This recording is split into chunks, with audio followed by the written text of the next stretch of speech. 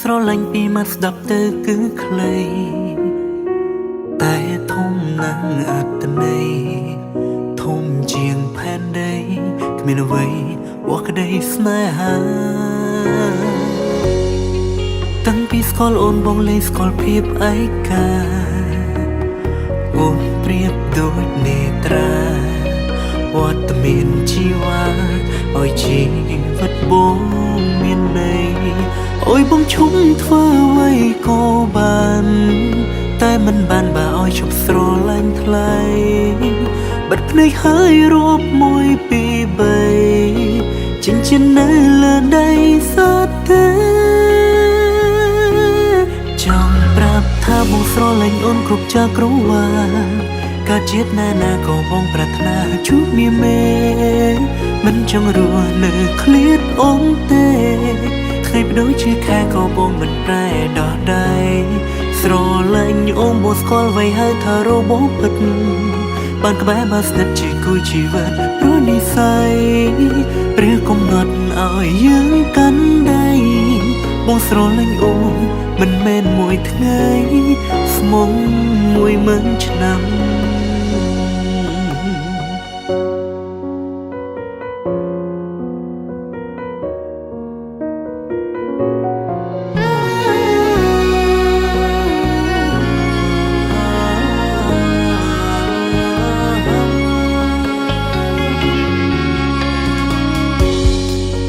ថាស្រឡាញ់ពីមាត់ស្ដាប់ទៅគឺខ្លីតែធំណាស់អត្តន័យធំជាងផែនដីគ្មានអ្វីបោះក្តីស្នេហាតាំងពីស្គាល់អូនបងលេងស្គាល់ភាពឯកាអូនប្រៀបដូចនេត្រាវត្តមានជីវ៉ាឲ្យជីវិតបងមានន័យអូយបងឈុំធ្វើអ្វីក៏បានតែមិនបានបើឲ្យឈប់ស្រឡាញ់ថ្លៃបិទភ្នែកហើយរាប់1 2 3ចិញ្ចៀននៅលើដីសតទេចង់ប្រាប់ថាបងស្រឡាញ់អូនគ្រប់ចក្រវាលកើតជាតិណាក៏បងប្រាថ្នាជួបមាមេមិនចង់រស់នៅឃ្លាតអូនទេថ្ងៃបដូរជាខែក៏បងមិនតែដោះដៃស្រឡាញ់អូនបងស្គាល់ໄວហើយថារបបពិតបានក្បែរមកស្និទ្ធជាគូជីវិតព្រោះនិស្ស័យព្រះកំណត់ឲ្យយើងកាន់ដៃបងស្រឡាញ់អូនមិនមែនមួយថ្ងៃស្មុំ10000ឆ្នាំត្រឹមតែសំដីអូនអាចមិនជឿជាក់លើរៀមរា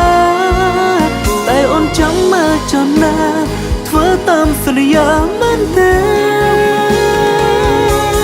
ចង់ប្រាប់ថាបងស្រឡាញ់អូនគ្រប់ចក្រវាលកើតជាតិណាក៏បងប្រាថ្នាជួបមាមេមិនចង់រស់នៅឃ្លាតអូនទេ